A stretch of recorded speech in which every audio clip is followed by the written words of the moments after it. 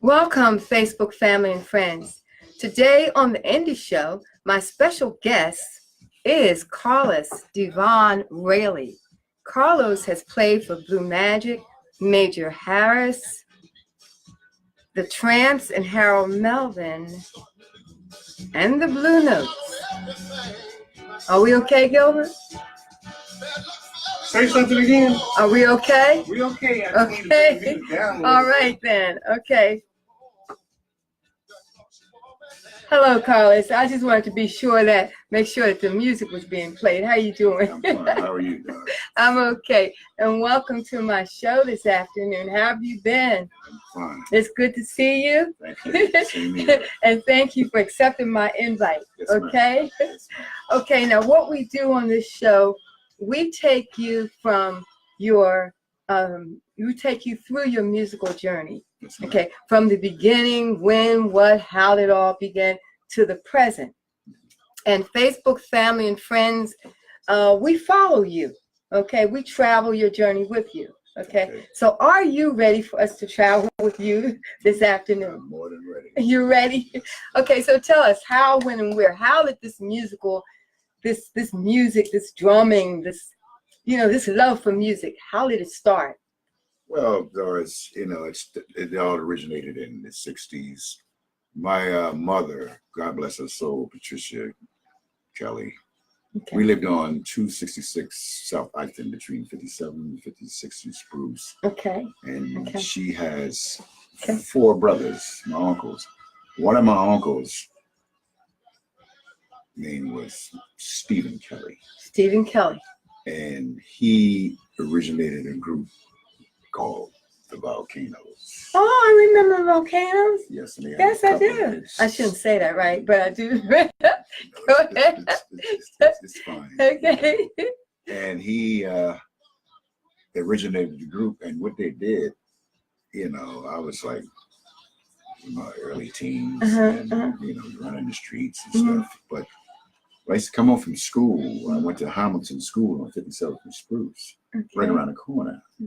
And I used to come home, and they were rehearsing in my mom's basement. And, it was Earl Young. Okay. He was a drummer then. Oh, and it was Gene and Jack Faith and my uncle Steve and the Wade brothers, Stanley and Doc Wade. And eventually they became the world-renowned Tramps. Oh, okay. And I used to sit there and watch Oh. Earl. And I used to sit there and watch my uncle. And then my grandmother lived 5550 Delancey Street. Her name was Julia Kelly, God bless her. And that's my uncle's mom. And he had a drum set in the cellar in 1962. And when he would go to work, I would sneak down in the basement And make some and noise. get on there. And I thought I was James Brown drummer. And that was the beat back in the day. And if you didn't know how to play James Brown, nobody spoke to you, as a drummer. So I perfected the beat. I used to listen to the record like Cold Sweat and Mother Popcorn and this and that. And, I started to realize that, I got something going on here. I got a little talent here because I was first interested in the bass when I went to the Uptown Theater in the 60s. And Sam Reed and his orchestra. He's going to be on my show October 18th. Yeah, he told me. Oh, he told you. He okay. told me. I just seen him. All right. He's at a Top Shelf on Saturdays. Okay. And he did his performance out at Malcolm X Park last Thursday. And I got on the drums, and then one day my uncle came home and he said, "What are you doing?"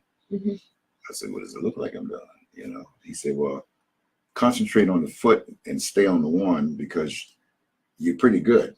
Okay. And then he would say, "Well, when we're not practicing, you can go down there and mess with the drums." So I kept at it. And this is like 1963, 64, 65.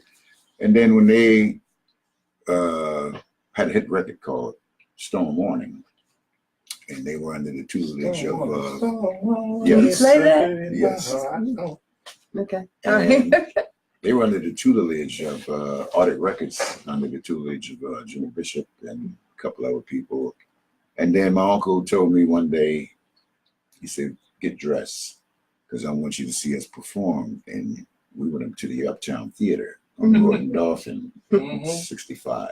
and they tore it up. I know they did. That was the place, And boy. I was That was like, the place. I was sitting there like Yeah. a little boy with my thumb in my mouth, you know. And the late, my neighbor in Winfield, the late great songwriter, guitarist Norman Harris was there with the band, and I was just flabbergasted to see all the girls going crazy and the big shows, and my uncle and them had the uniforms And the lights and all lights that and stuff. Georgie Woods, and Jimmy Bishop, Lord Fauntleroy, Lord Fauntleroy, yeah. yeah, you know. Isn't it something? And I was like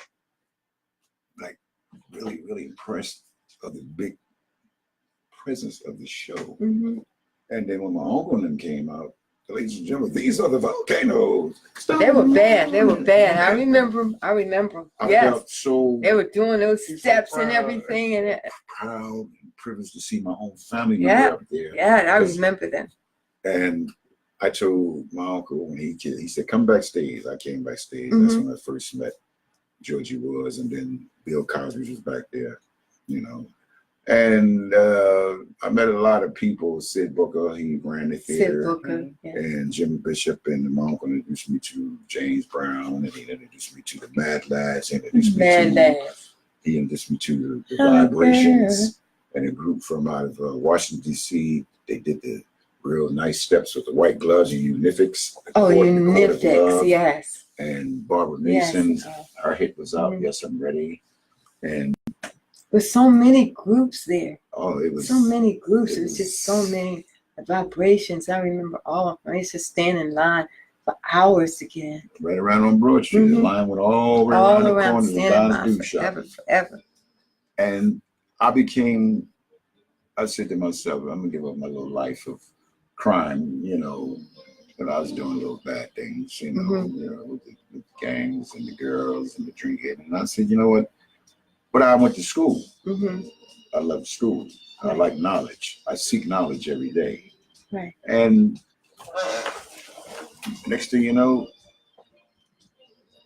my uncle invited me back there because the shows used to be 10 days. And at 12 o'clock, you paid $1 to get in there, you know. But I was backstage, and I was fascinated over the drummers. And I kept it embedded in my heart, you know, like an archive. So from 65, Miss James is in the two, as we speak, it's embedded in my heart, my mind, and my blood. And from 65 to now, I've taken off on a journey. Something that I wanted to do, and I perfected it. I taught myself. I used to be in the basement. And my mom used to be going crazy. How long are you going to be down there? Stop. And the neighbors would come out and dance in front of my cellar and say, one day he's going to go to the top of the world because he's changed his life with the street stuff and the girls and the drinking. And, you know, I was in control of what I was doing. But music is in my family. Music is a passion. It's in my family. Yes, and you can't. It won't go away. You know, you might as well just give in and do it. Be the best musician you can be. So from there, you know, I went to Shaw Junior High School. We had a music teacher named Mr. White. And he heard me play the drums one day. And he said, look, we want to give a concert for the families at night. So you, Billy Adams, the late. Oh, Billy Adams. Yeah, he's in town now. Yeah, he's in town. I was with him last night. And me, Billy Adams, Nathan James, and the late Ronnie Henderson, the guitarist for the Delphonics, who passed away. He used to come from Barcham and come and show us stuff. And then one day we had a big concert at Shaw Junior High at night, and the family came, and we got a standing ovation, and then it reminded me of the Uptown. I'm thinking I'm at the Uptown, 54th and Warrington. And from there, I started doing local stuff, and other musicians that had a name for themselves, like Nate Mary, Carl Holmes and the Commanders, Bootsy Barnes, Right. what's his name? The other sax player, Sam Reed, and a couple of local groups, the Futures, Oh. Chapter 5, Oh, chapter 1, Page 5, Page 5. Yeah. the Coalitions, Mhm. you know, Barbara Walker, Right. and we all would congregate at the Hollywood Palace, which is a landmark on 52nd and Walnut, was it? Walnut. But before that, I frequented all of the clubs on 52nd Street, Scotty's on 52nd Walnut, Gus Lacey's, Mr. Silks. There was a little jazz club on the 52nd and Chancellor. I forgot the name of it. And I did a lot of cabarets, and then I worked with Chico Booth and the Furies, and he took me in. And I just started getting calls, you know, because I got a different style than other drummers. You know, it's not an ego thing; it's originality. Right. And when singers hear a drummer that stays in the pocket, it allows them to sing the song, and it allows the bass players, guitar everybody players, to do pianists their own thing. Yes. Yes. So I went to Joe Frazier's gym one day in 72, right after my thing with Blue Magic, and I was talking to my friend, the late Saad Muhammad, and he said, boy, he was good. He was the you would think he was losing. You would think he was losing the fight because he'd be bloody, and then he would just come right out. But I used to spar with this guy, man, and I loved it. And then my uncle told me, he said, there's no future in boxing. You know, you're going to get punched drunk.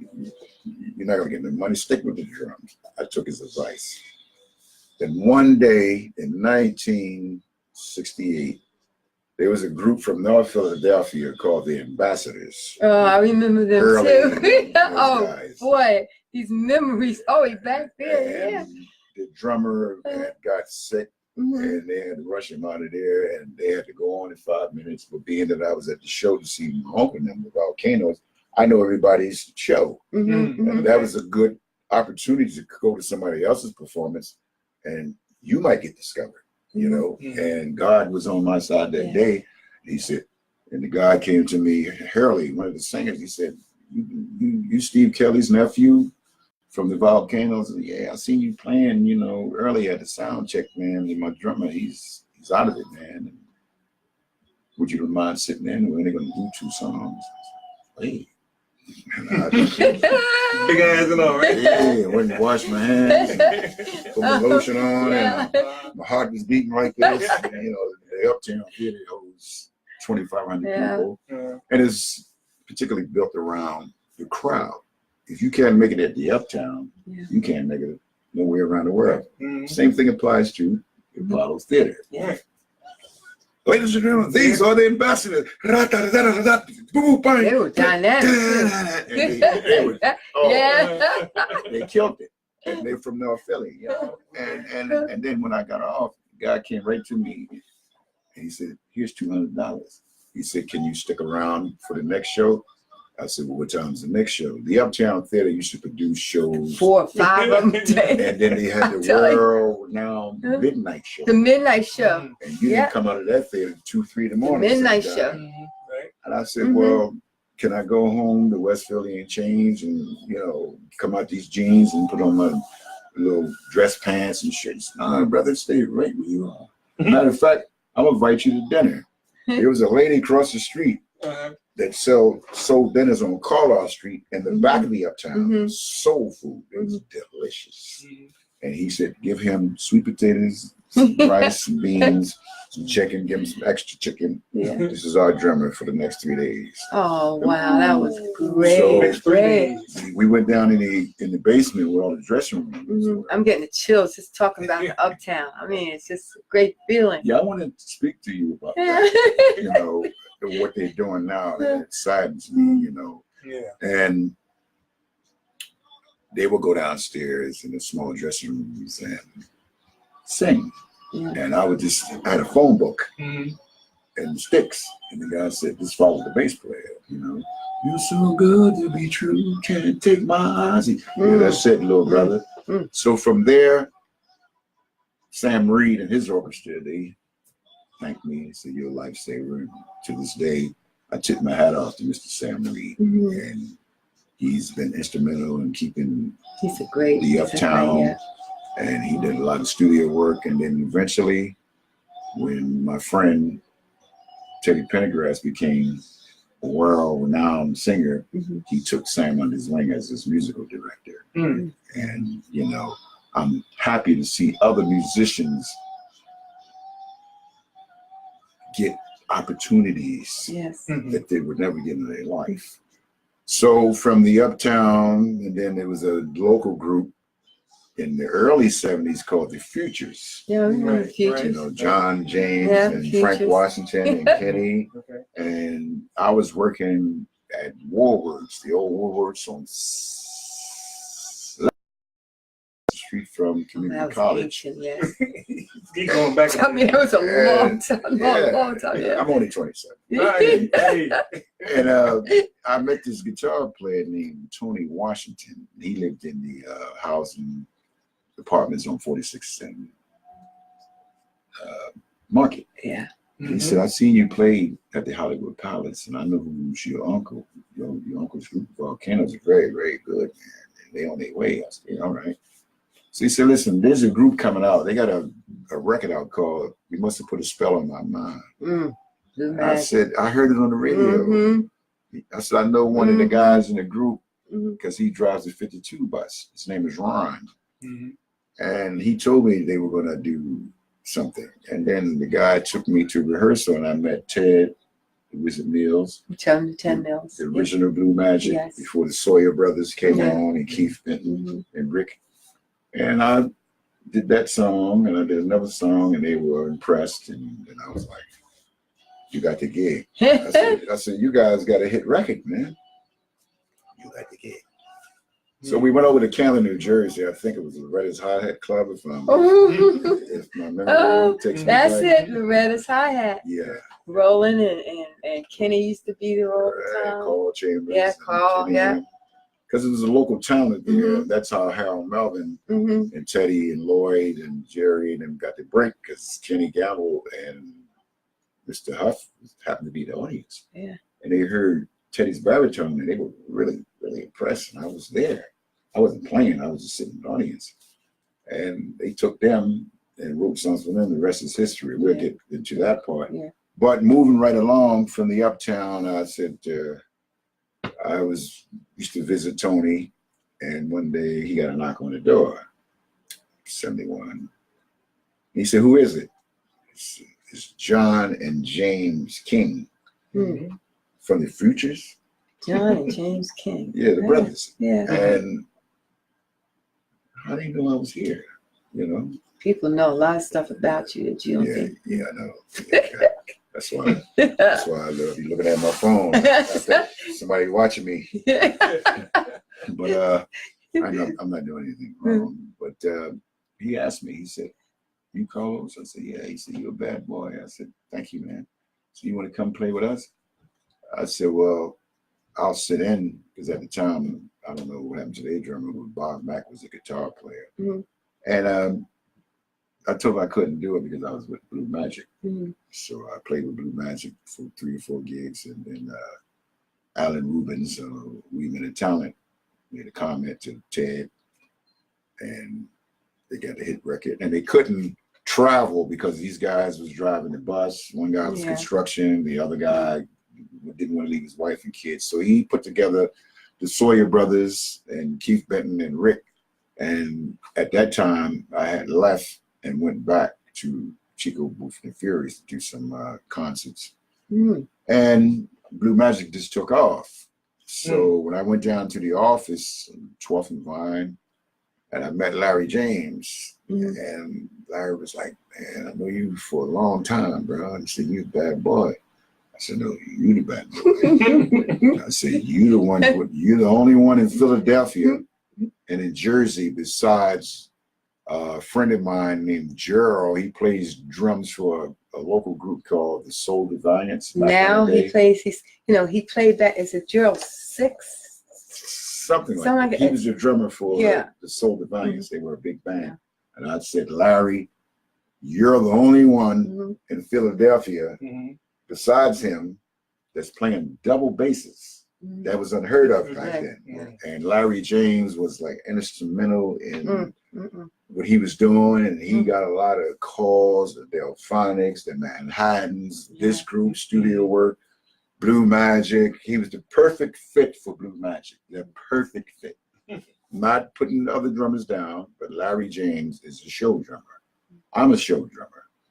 And moving right along in the 70s, I got a call from Alfie Pullett, local keyboard player. Love Very nice person. Isn't he nice? And he was living on 18th and Columbia, which is now Cecil Moore Avenue. Okay. He said, listen, I got something for you. I said, well, I hope it's a job and some money. With the music. He said, it is. They having auditions down here. We're moving on to 75 now. And I said, who's the artist? It's Major Harris. Well, what's wrong with his drummer? Well, he moved on to Frankie Beverly and Mays. Okay. And I said, Billy Johnson or Darryl Burgee. Well, Darryl was with Harold. Darryl moved on. Right now, Darryl's playing with UGO. He's a great drummer, one of my best friends. I go to the audition, and Larry's standing on the side, and they had a lot of drummers there. Lee Smith was there. Edward Moore, they used to call him Tree, guitar player. Alfie Pullett on keyboards and 3 horns. And I'm standing on the side, and the trick was to play Love Won't Let Me Wait, just like Earl Young cut it in the studio, singing sound. But these drummers were in there, showing off. Oh, yeah. Alfie would say, well, count it off, and these guys was like, instead of and these guys was like, and I'm standing on the side because what it was 15 drummers there, and they were always competitive against each other. Who's better than who? Okay, you do all that somewhere else, but this is a love song, $1 million love song. And that's okay. That's okay. It's her screen. What happened was the trick was to play the record the way Earl Young cut it. And then when it was my time, I sat down and played exactly like Earl cut it. And Larry James came over to me. One of the Blue Magic's greatest hits. Welcome to the club. Okay. Welcome to the club, Carlos. That's why I called you up. He was a good man. And he hugged me. Yes. And he said, we're going to be on the same shows a lot. Blue Magic, Margie Joseph, and Major Harris. Okay. Oh, yeah. And then when Major came in, and he said, did you guys get a drummer? And Larry James said, look who we got. Major Harris said, what? This is my man. You got the gig? Because of Larry James, one of my best friends in the whole Philadelphia history. And my career took off with Major. Major did a lot of traveling around the country, didn't go out. And then I stayed with him about 6 months, 7 months. And I got a call in 77 for another audition with Frankie Beverly and Mays. But I turned it down. They had the auditions later on, following years at the Tower Theater. And then with Major, he had that one song, and it was a hit, and he incorporated other songs in his musical venue. But things started, he paid well. We did, that one hit, and then another hit, and then I don't know what happened, but everybody just got calls for other groups, different ways. And nobody was disbanded. It's just like other professional groups always come to shows to see other professionals singing, and they look for the musicians. Opportunities. Yeah, who can I just take? Opportunities. How long is he gonna be with these guys? Because he's giving you $300 a day. I can give you $1,500. Back in the 70s, that was like money back then for a struggling musician. Yes, sir. So after Major, I got a call, and then Harold Melvin called me in 77, right after Teddy left. Teddy left in 75, 76. I was going to go with Teddy then when he was just coming out on his own, and he was having little difficulties, and then he overcame them. He said, I'm getting ready to start my own thing. You want to play? I said, no, I got to do something else, because Teddy and I used to share at his house on 8th and Erie way before he was discovered by Harold. He's a hell of a drummer. God bless him. And his mother, Miss Ida Pendergrass, if you listen, I love you. God preserved your life. You're almost 100 years old. We love you. Yes, we love you. So yes, I started doing local stuff, and then I discovered that there was something going on at 52nd and Walnut called the Hollywood Palace. Yeah. Yeah. Infamous. And at the time, the band made up of Chubby Brown, Stan Davis on keyboard, Stan on the bass. A friend of mine from the Uptown days, he played drums for Honey and the Bees, Frank McGuire. And Mitchie Ross was the vocalist at the time. And I came in there, there was 10 people in there. I ordered a drink, and I sat there and listened to him. So I asked Frank, I said, you remember we used to play the Uptown? He said, yeah, you did a couple of days with the Ambassadors, and you saved their life, man. I said, no, I got an opportunity. So he let me sit in. And I went to Chubby, and I said, I'm home off tour with Harold, and I can get every musician in Philadelphia. This would be like a woodshed for all of us to come together and network, because we don't really stay in contact with each other on the phone every day, because people are always traveling and doing things. They have families, responsibilities, priorities. He said, sounds like a good idea. He said, can you do something? I said, yeah. So I went back home, and I left Hazel Avenue and then moved up to Winfield, with my lady at the time and my son. And, I call every musician, professional, non-professional, and said, listen, they have an open mic jam session at the Hollywood Palace on Thursdays, $2 again. Come on down.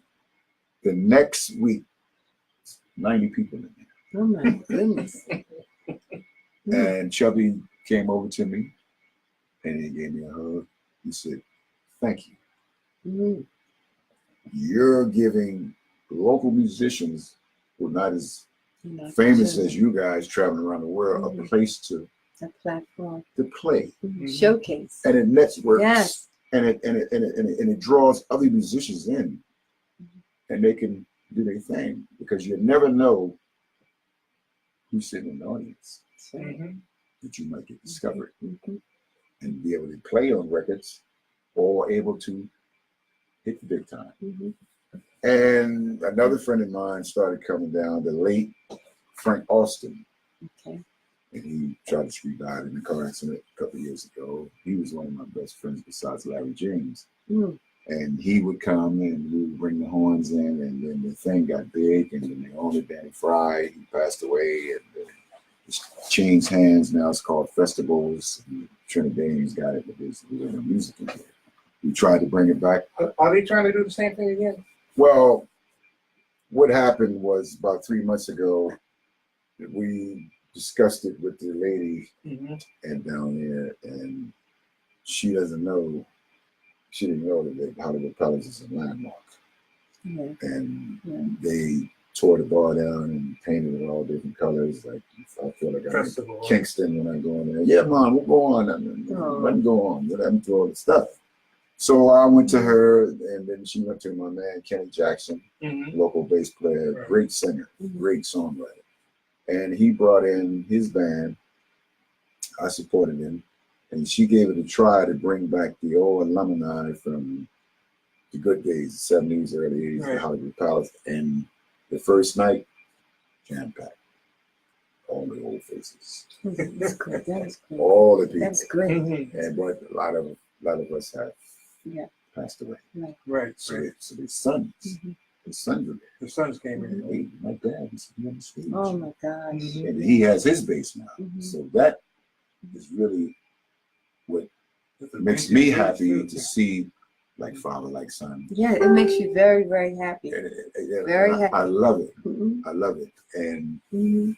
it jumped off that night and everybody came together and I brought a picture. It's on my phone, Mhm. the whole Lebanon from the 70s, and we all got on the stage and then Oh man, I bet you that was great. and everybody, some That was guys and seeing each other, they start crying. Yes. You know. Yeah. And I've seen guys, you know, I taught Oh, yeah. guys that we were friends before we were musicians, you know, and wow, man, you still look the same. Well, you know, my hair's gone, you know, but what do you do to keep yourself so, you know, I said, I drink a lot of water, man. What do you want? You know, you still look the same, you still sound good, man. Thank you, you too, brother. So walk on the stage right now. And we had a ball, and then a couple of weeks later, it started declining because it wasn't particularly advertised, except on Facebook and word of mouth. Mhm. And like I just mentioned previously, a lot of the musicians from these days are no longer with us. Right. You know, and it saddens me to get phone calls and get messages like, Another funeral. you know, Blue Lovett from the Manhattans is dead. Mhm. Sonny Bivens is dead. Harold Melvin's dead. Wow. Yeah. You know, Teddy Pendergrass died. Aretha Franklin is gone. All the Four Tops is gone. All the Temptations is gone. Minnie Riperton is gone. And you know, Sonny from the Intruders, he's gone. But the ones of us that's still living, it's up to us to keep our music alive. Because, you know, that's going to happen. Okay? So we should have our young real men, women, they should be moving up to take our place. But let me just cut you off a minute and say hi to our Facebook fans, okay? Thank you. And you can help me. Thank you. Okay. We have, let's go, Barry Gibson. and Hap. Oh, hi, Vi. That's my next door neighbor, Viola. Okay. And we have Bassman and Harry. Frank is on here. I just saw him. Frank, always there to support. Here's my cousin again, Nelson Williams. Here's another cousin, Sharon Thompson. Hi, Sharon. How you doing? Bassman, Steve, Kevin, Joseph Smith. How you doing, Joseph? And we have Kenny Jenkins. Hi, Kenny. Hey, come on up, man. We have Raul, You should live around the corner. Sherrod Fields, David, Ken, Roberta, and Joseph and Larry Hall. That's as far as I can see. We want to thank you guys for joining in with us today as we continue to travel the journey. Okay.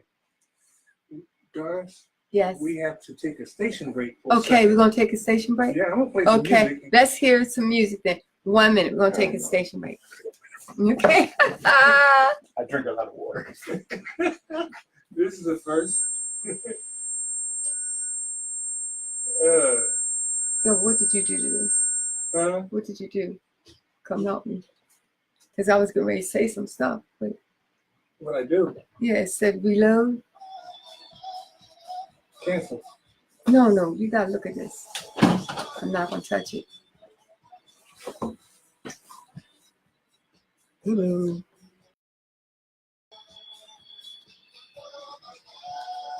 Okay. You're still there. Okay. Now this program is sponsored and produced by Philly Live Radio. Yeah. Okay, and we're on a little break right now, but you're hanging there with us. You're listening to the music of, is that Ted, Harold Melvin? Mhm. Teddy, could we turn it up a little bit? They can be jamming for our station break. Okay. All right. Yes. No way that I don't mind.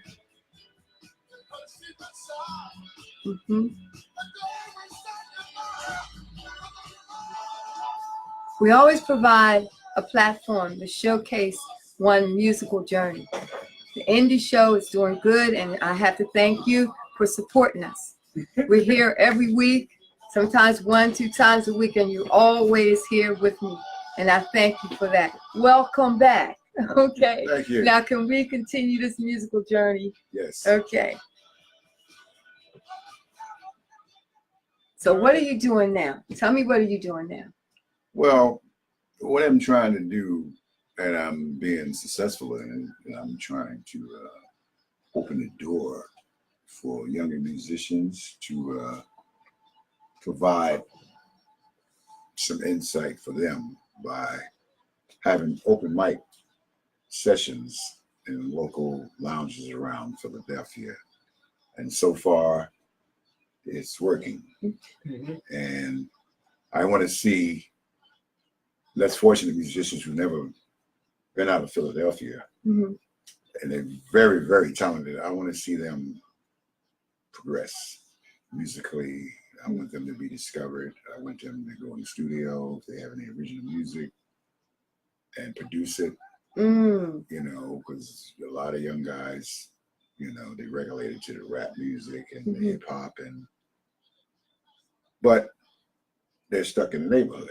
Mm-hmm. And a lot of musicians today are very, very, very, and I will say this with all honesty, very, very, very talented.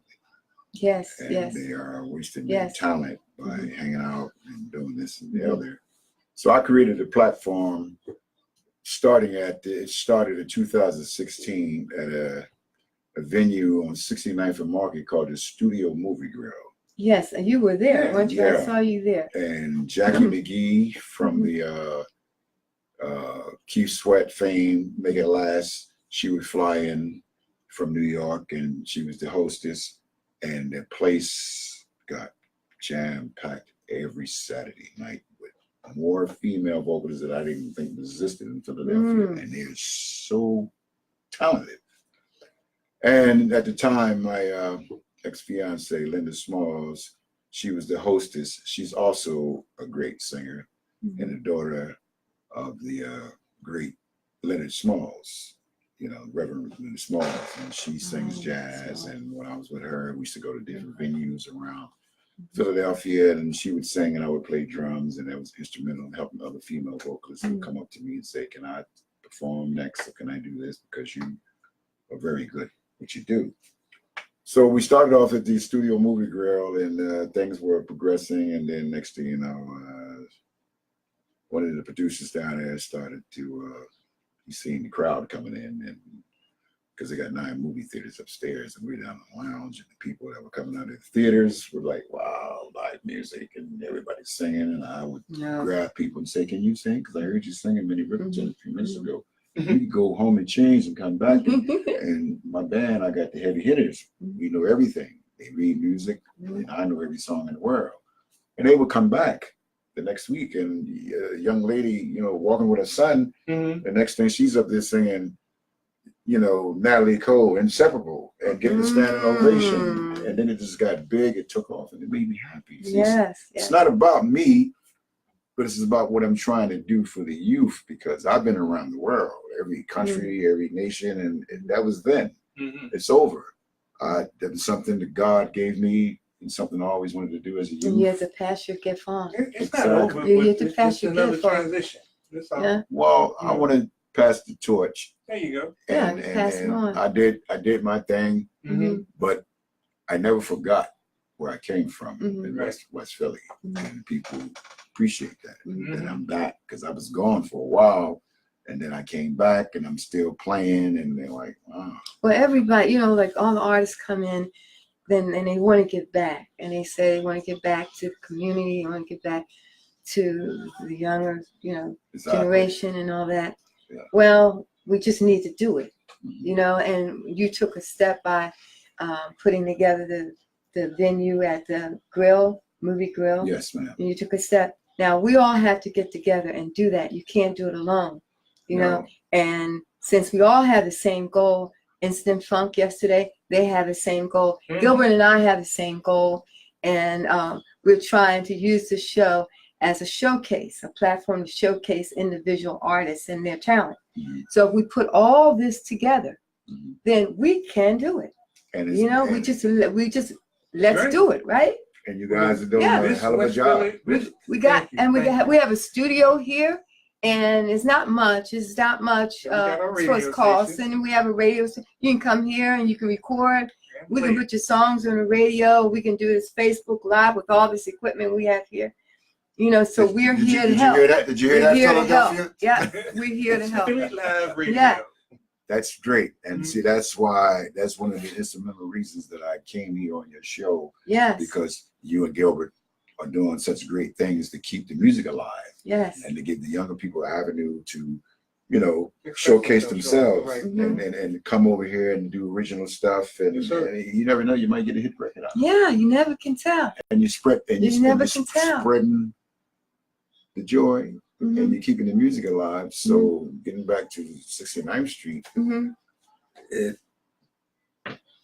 one of the producers started some stuff, you know, with the money, and then, you know, we just left. But other than Is that, there enough of us to do that ourselves? yes, it is. Yeah. If we're together, Yes, it is. You know we're what I mean? strong as a team. Mhm. We're Yes, strong. it is. It's That's power. because the determination that you and Doris have, Mhm. the determination of me to see other people less fortunate in the music world to grow and produce Mhm. and keep the youth out of Mhm. trouble, Mhm. right? Give them an avenue, something to do that they love. Yeah. You They know, love music, that's for sure. and there's really nowhere for them to go Yeah. to showcase their talents. But Mhm. now I have opened up an open mic venue with my sister Shirley Lights Yes. at 56 Mhm. and Market Mhm. every Wednesday from 8 to 12. 3 musicians. They're great musicians. And I'm inviting the public. Top shelf. Hmm. Got to be over 21 to get in, though. It's a And- great show. It's a great And show. Doris and Mhm. Gilbert came down Mhm. in the rain and enjoyed themselves. Yeah. And a lot of people are starting to notice what's going on down there and what I'm trying to do. And last Wednesday, it was just phenomenal. So Mhm. many vocalists and musicians came out in the rain, In the rain. Man. in the thunderstorm, Yeah. and they're happy for me.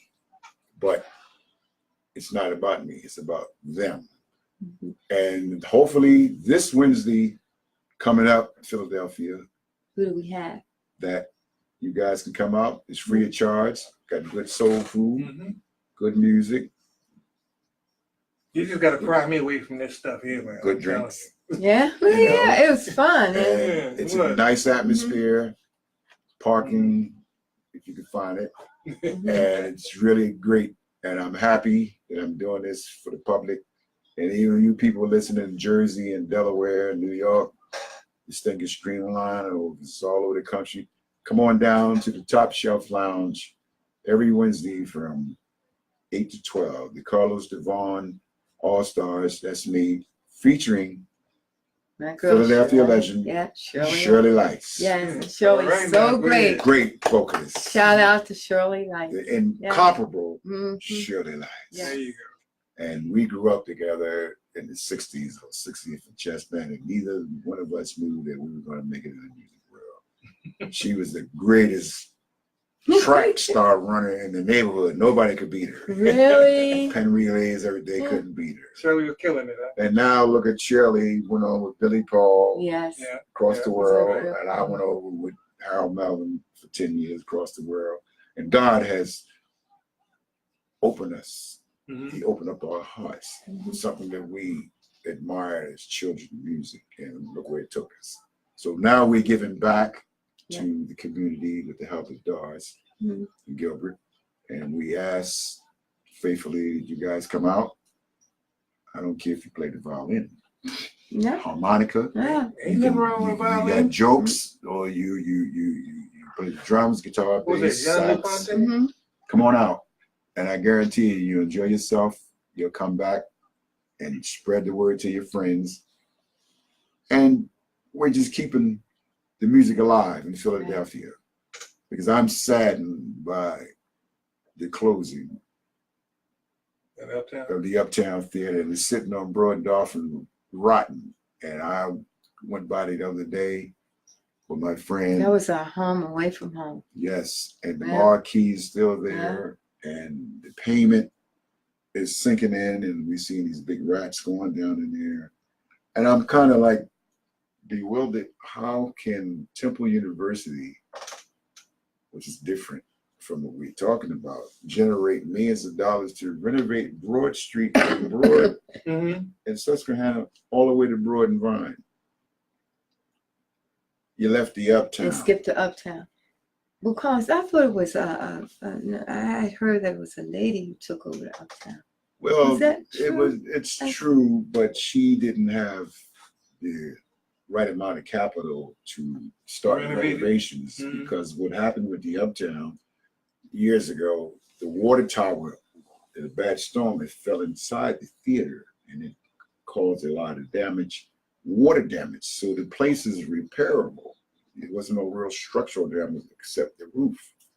So at one time, the two young ladies who had the Blue Horizon,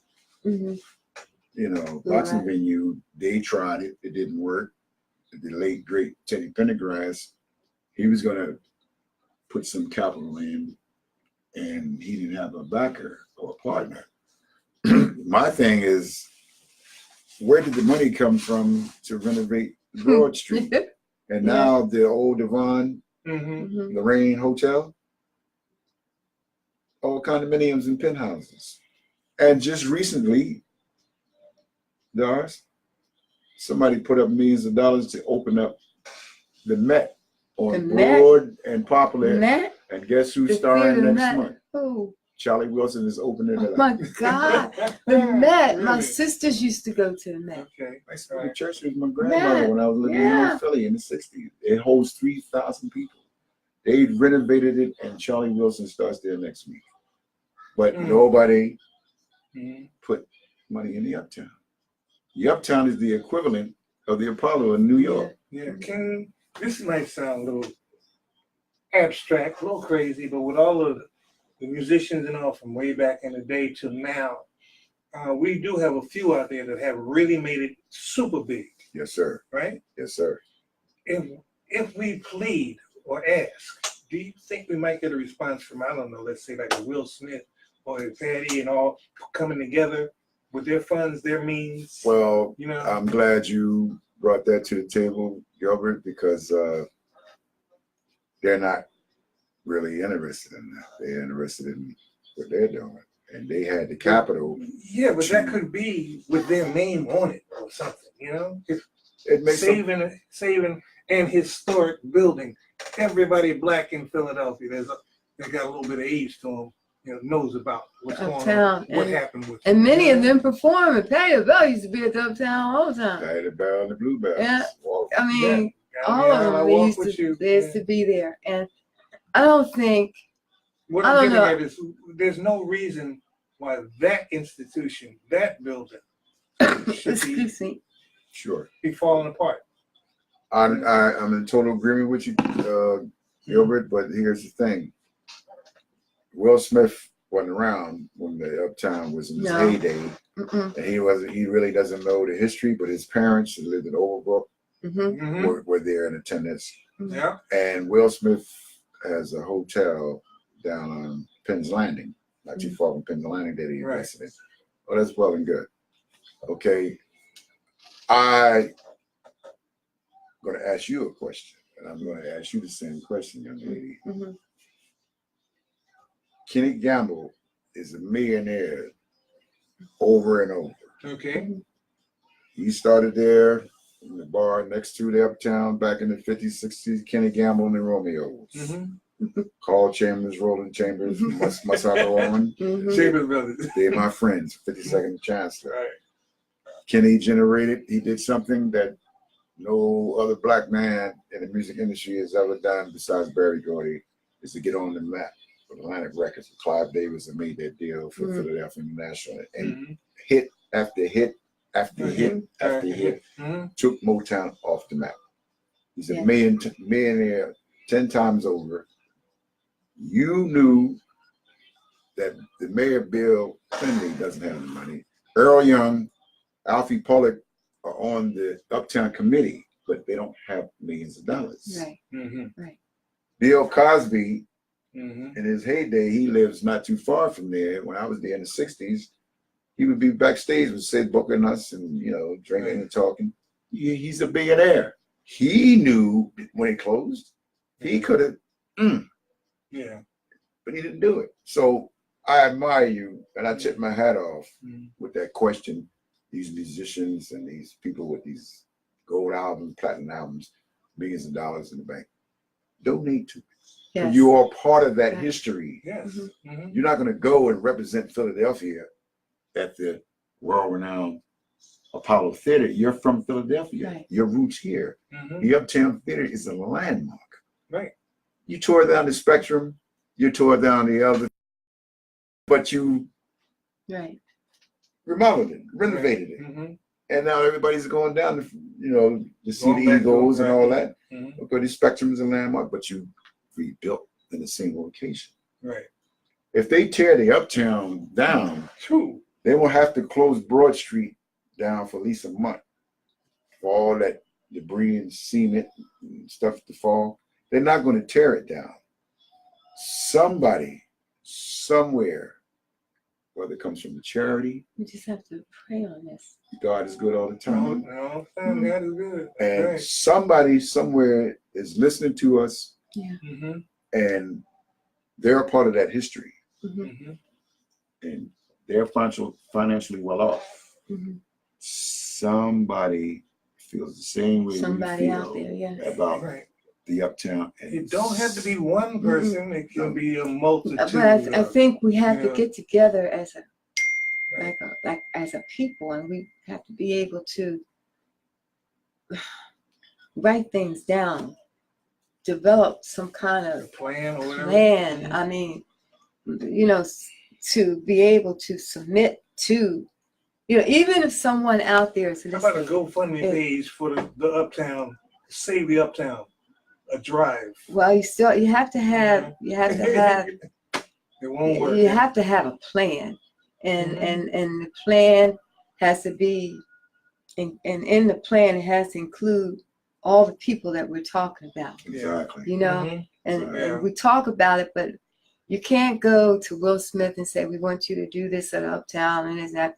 No. Will Smith is going to say, well, come on, show me your plan. I mean, who's on the board? I mean, you got to do things that way in order to get. I really don't think it's because they don't want to help.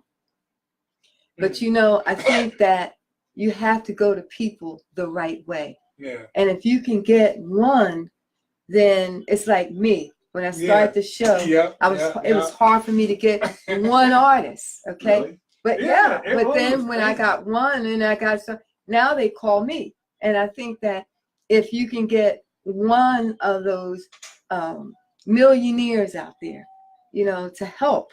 Well, businessman. Yeah, a businessman. Somebody's going to listen, that will draw others.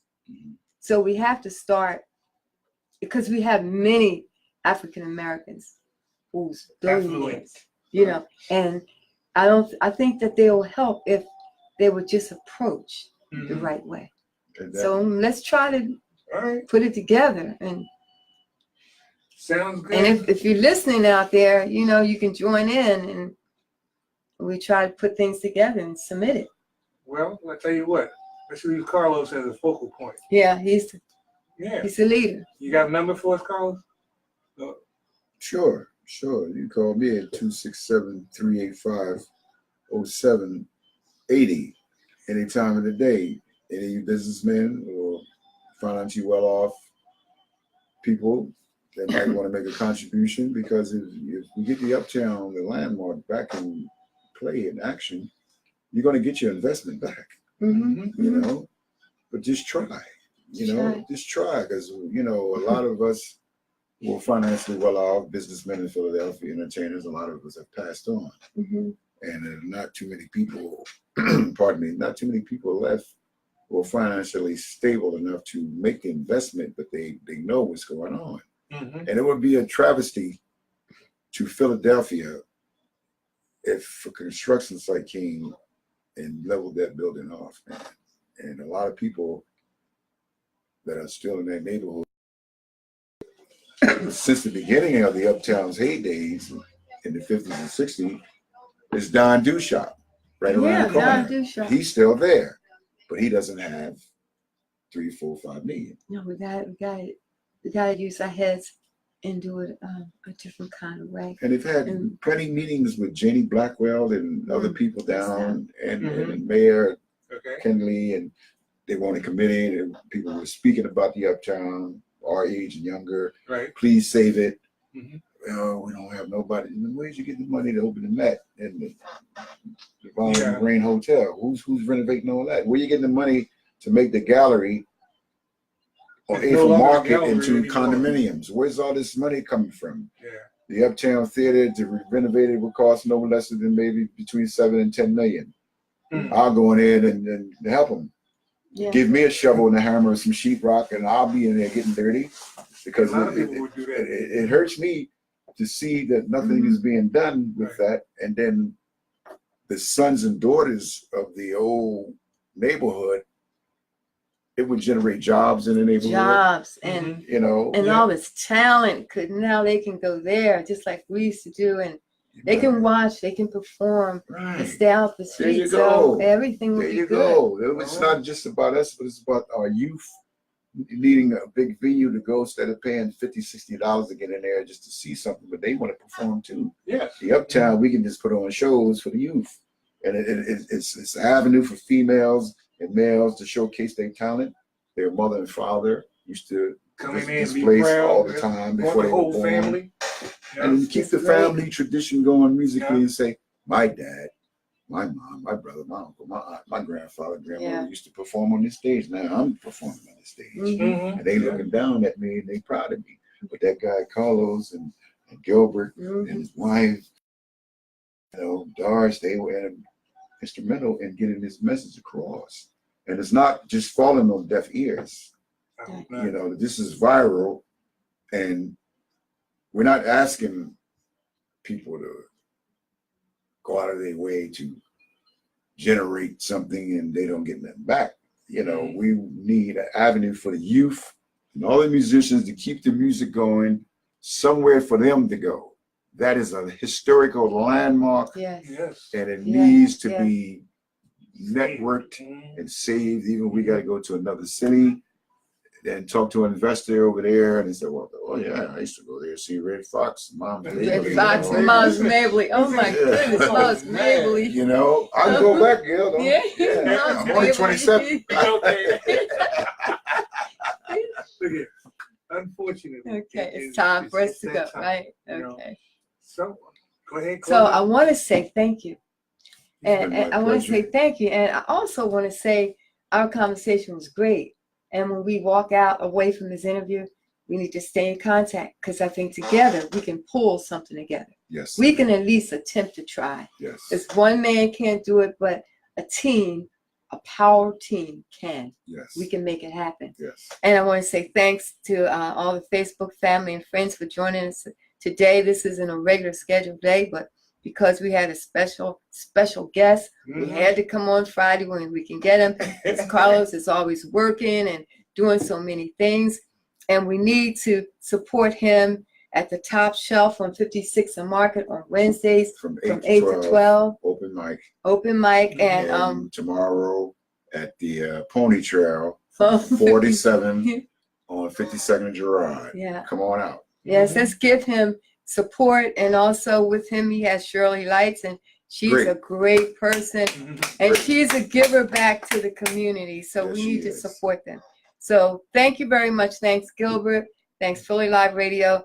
And we'll see you next Thursday. Thank all of our fammy, Facebook family and friends. Thank you for joining us. And have a good day and a good weekend.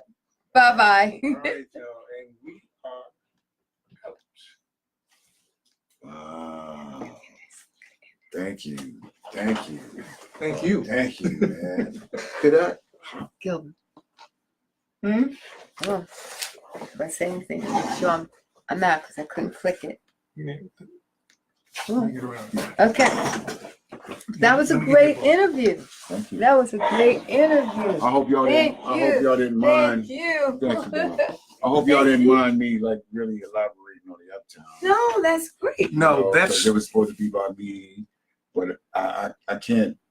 It's in your heart. Yeah, I can the feel. Uptown is my thing. I can feel how you feel. Yeah. You know, I used to leave the house at 6 o'clock in the morning, my sister Deborah and I, Yes.